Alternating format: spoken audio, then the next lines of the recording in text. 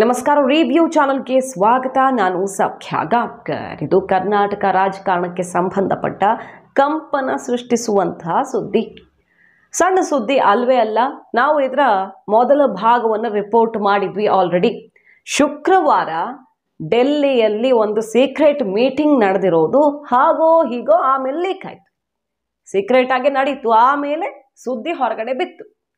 Secret blast ಆಯಿತು. ಏನಂತ, ಒಬ್ಬರು ಪ್ರಭಾವಿ ಮಿನಿಸ್ಟರು, ಸಿದ್ದರಾಮಯ್ಯ ಆಪ್ತ ವಲಯದಲ್ಲಿ ಗುರುತಿಸ್ಕೊಂಡಿರುವಂತಹ ಪ್ರಭಾವಿ ಮಿನಿಸ್ಟರು ಕುಮಾರಸ್ವಾಮಿ ಅವರನ್ನ ಡೆಲ್ಲಿಯಲ್ಲಿ ಮೀಟ್ ಆಗಿದ್ದಾರೆ. ಅದು ಅಭಿವೃದ್ಧಿ ವಿಚಾರಕ್ಕೆ ಸಂಬಂಧಪಟ್ಟಂತೆ ಅಲ್ಲ, ರಾಜಕೀಯದ ಸುದೀರ್ಘ ಚರ್ಚೆಯಾಗಿದೆ. ಗಂಟೆಗಟ್ಟಲೆ, 1 ಗಂಟೆ ಕುಮಾರಸ್ವಾಮಿ ಅವ್ರ ಜೊತೆ ಆ ಇಲಾಖೆಯನ್ನು ಹೊತ್ತಿರೋರು ಅಲ್ಲ, ಬೇರೆ ಇಲಾಖೆ ನಿಭಾಯಿಸ್ತಿರೋರು ಯಾಕೆ ಮೀಟಿಂಗ್ ಮಾಡ್ತಾರೆ ಅನ್ನೋ ಕುತೂಹಲಕಾರಿ ಸುದ್ದಿಯೊಂದು ಸಿಡಿತು. ಅದರ ಬೆನ್ನಲ್ಲೇ ಈಗ ಮತ್ತೊಂದು ಮಹತ್ವದ ವಿಚಾರ ಹೊರಗಡೆ ಬರ್ತಾ ಇದೆ, ವರದಿಗಳಾಗ್ತಿವೆ. ಏನದು ಮಾಹಿತಿ ಮುಂದೆ ಇಡ್ತಾ ಇದೀವಿ. ಮಿಸ್ ಮಾಡಿದ್ರೆ ನಮ್ಮ ಚಾನಲ್ನ ಸಬ್ಸ್ಕ್ರೈಬ್ ಮಾಡಿ, ನಿಮ್ಮ ಅಭಿಪ್ರಾಯ ಕಮೆಂಟ್ ಮಾಡಿ ತಿಳಿಸಿ. ಎಸ್ ವೀಕ್ಷಕರೇ, ಆ ಮಿನಿಸ್ಟರು ಈ ಮಿನಿಸ್ಟರು ಒಬ್ಬರೇನಾ ಅನ್ನೋದು ಗೊತ್ತಾಗಬೇಕು. ಸತೀಶ್ ಜಾರಕಿಹೊಳಿ ಅವರು ಕುಮಾರಸ್ವಾಮಿ ಅವ್ರನ್ನ ಭೇಟಿಯಾಗಿರುವ ಬಗ್ಗೆ ಮೊನ್ನೆಯಷ್ಟೇ ಒಂದು ಸುದ್ದಿ ಬಂತು. ಬಹಳಷ್ಟು ಜನ ನಮ್ಮ ವಿಡಿಯೋ ಕಮೆಂಟ್ ಹಾಕಿದ್ರಿ, ಈ ಸುದ್ದಿ ಎಲ್ಲೂ ಬಂದಿಲ್ಲ, ನೀವೇ ಸೃಷ್ಟಿ ಮಾಡಿದ್ದು ಅಂತ. ಬಂದಿರೋದನ್ನು ತೋರಿಸ್ತಾ ಇದ್ದೀವಿ. ಪ್ರತಿಷ್ಠಿತ ಸುದ್ದಿವಾಹಿನಿಗಳು ರಿಪೋರ್ಟ್ ಮಾಡಿವೆ. ರಿಪಬ್ಲಿಕ್ ಸೇರಿದಂತೆ ಬೇರೆ ಬೇರೆ ಪ್ಲಾಟ್ಫಾರ್ಮ್ಗಳಲ್ಲಿ ನೀವು ನೋಡಬಹುದು. ಈಗಲೂ ಕೂಡ ಕುಮಾರಸ್ವಾಮಿ ಅವರು ಸತೀಶ್ ಜಾರಕಿಹೊಳಿ ಅವ್ರನ್ನ ಭೇಟಿಯಾಗಿರುವ ಬಗ್ಗೆ ಸುದ್ದಿ ಇದೆಯೋ ಇಲ್ವೋ ಸರ್ಚ್ ಮಾಡಿ ನೋಡಿ. ಅದ್ರ ಬಗ್ಗೆನೇ ನಾವು ರಿಪೋರ್ಟ್ ಮಾಡಿದ್ವಿ. ಡೆಲ್ಲಿ ಮೂಲಗಳಿಂದ ಇಂಥದ್ದೊಂದು ಸ್ಫೋಟಕ ಸುದ್ದಿ ಬರ್ತಿದೆ ಅಂತ. ಈಗ ಒಂದು ಸುದ್ದಿ ಬರ್ತಾ ಇದೆ ನೋಡಿ.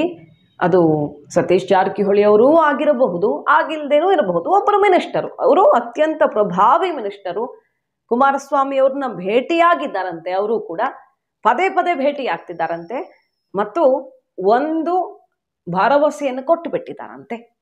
ಹೆಚ್ಚು ಕಡಿಮೆ ಆದರೆ ಅಧಿಕಾರ ಹಂಚಿಕೆಯ ಕಿಡಿ ಹೊತ್ತುಕೊಂಡು ಉರಿಯುವಂತ ಸಾಧ್ಯತೆ ಇದೆ ಬರುವ ತಿಂಗಳಲ್ಲಿ. ಈಗ ಜುಲೈ ಆಗಸ್ಟ್ ಸಮಯದಲ್ಲಿ ಕರ್ನಾಟಕ ಕಾಂಗ್ರೆಸ್ ಸರ್ಕಾರಕ್ಕೆ ಸಂಬಂಧಪಟ್ಟಂತೆ ಏನು ಬೇಕಾದರೂ ಆಗಬಹುದು, ಅಧಿಕಾರ ಹಂಚಿಕೆ ತಾರಕಕ್ಕೇರಬಹುದು ಆ ವಿಚಾರ ಅನ್ನುವ ಸುಳಿವು ಸಿಗ್ತಾ ಇದ್ದ ಹಾಗೆ ಕುಮಾರಸ್ವಾಮಿ ಅವ್ರನ್ನ ಪದೇ ಪದೇ ಭೇಟಿ ಆಗ್ತಿದ್ದಾರಂತೆ ಯಾರೋ ಒಬ್ರು ಮಿನಿಸ್ಟರ್. ಅವರು ಜಾರಕಿಹೊಳಿ ಅವರೇನೋ ಮತ್ತೊಬ್ರು, ಅದ್ರ ಬಗ್ಗೆ ಮಾಹಿತಿ ಸಿಗಬೇಕು. ಆದ್ರೆ ಆ ಮಿನಿಸ್ಟರು 42 ಶಾಸಕರ ಪಟ್ಟಿ ಇಟ್ಟಿದ್ದಾರಂತೆ ಕುಮಾರಸ್ವಾಮಿ ಅವ್ರ ಮುಂದೆ. 42 ಶಾಸಕರು ನನ್ನ ಜೊತೆ ಬರೋದಿಕ್ಕೆ ರೆಡಿ ಇದ್ದಾರೆ.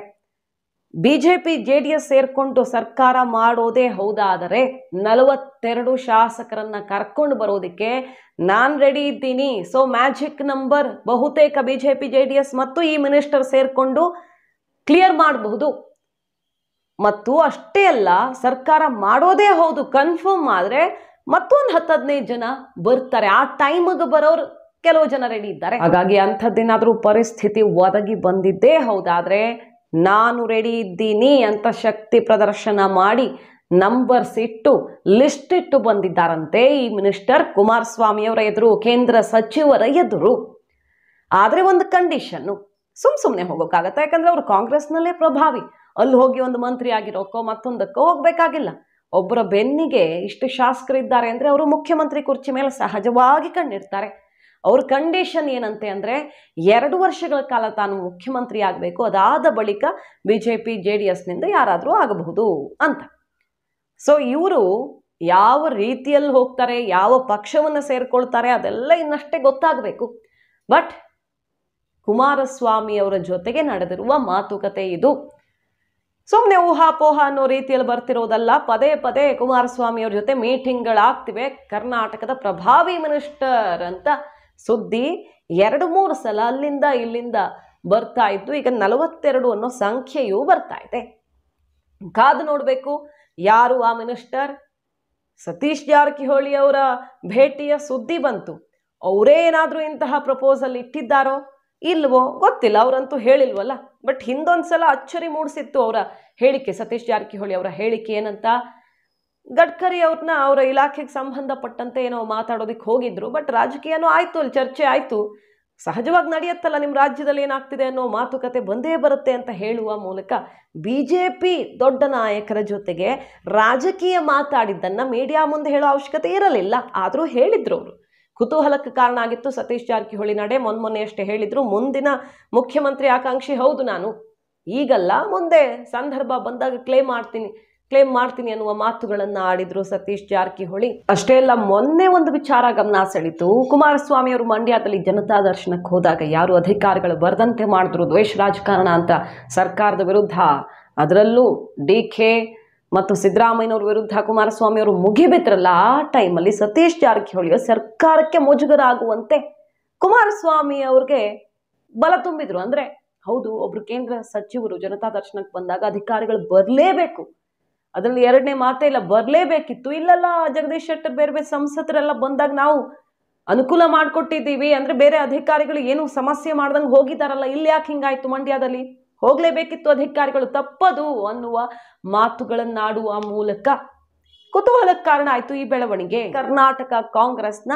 ದೊಡ್ಡ ಮಿನಿಸ್ಟರ್ ಒಬ್ಬರು ಕೈಗೆ ಆಘಾತ ಕೊಡಲಿದ್ದಾರ. ಹೆಚ್ಚು ಕಡಿಮೆ ಆದ್ರೆ ಎಲ್ಲ ಸರಿ ಇದ್ರೆ ಸರಿಯಾಗಬಹುದು. ಯಾಕಂದ್ರೆ ಈ ರೀತಿ 2-3 ಶಕ್ತಿಗಳು ಸೇರ್ಕೊಂಡು ಸರ್ಕಾರ ಮಾಡಿ ಅದನ್ನು ಬಾಳಿಕೆ ಬರೆಸೋದು ಅಂದ್ರೆ ಸುಲಭ ಅಲ್ವೇ ಅಲ್ಲ. ಈ ಹೊತ್ತಲ್ಲಿ ಒಂದು ಸರ್ಕಾರ ಬೀಳಿಸಿ ಮತ್ತೊಂದು ಸರ್ಕಾರ ತರೋದು ಅಷ್ಟು ಸಲೀಸಾಗೂ ಇಲ್ಲ. ಅದರ ನಡುವೆಯೂ ಯಾವುದಾದ್ರೂ ಎಕ್ಸ್ಟ್ರೀಮ್ಗೆ ಹೋದ್ರೆ ಅಧಿಕಾರ ಹಂಚಿಕೆ ವಿಚಾರದಲ್ಲಿ ಪ್ಲಾನ್ ಬಿ ರೆಡಿ ಇದೆ ಅನ್ನುವಂಥ ಮೆಸೇಜ್ ಪಾಸ್ ಆಗಲಿ ಅಂತಾನೂ ಇಂತಹ ಸುದ್ದಿಗಳು ಬರುವಂತೆ ಮಾಡ್ತಿರಬಹುದು. ನೋಡೋಣ, ಕಾದು. ಮಾಹಿತಿ ನಿಮ್ಗೆ ಇಷ್ಟ ಆಗಿದ್ರೆ ಮಿಸ್ ಮಾಡದೆ ನಮ್ಮ ಚಾನಲ್ನ ಸಬ್ಸ್ಕ್ರೈಬ್ ಮಾಡಿ, ನಿಮ್ಮ ಅಭಿಪ್ರಾಯ ಕಮೆಂಟ್ ಮಾಡಿ ತಿಳಿಸಿ. Thank you.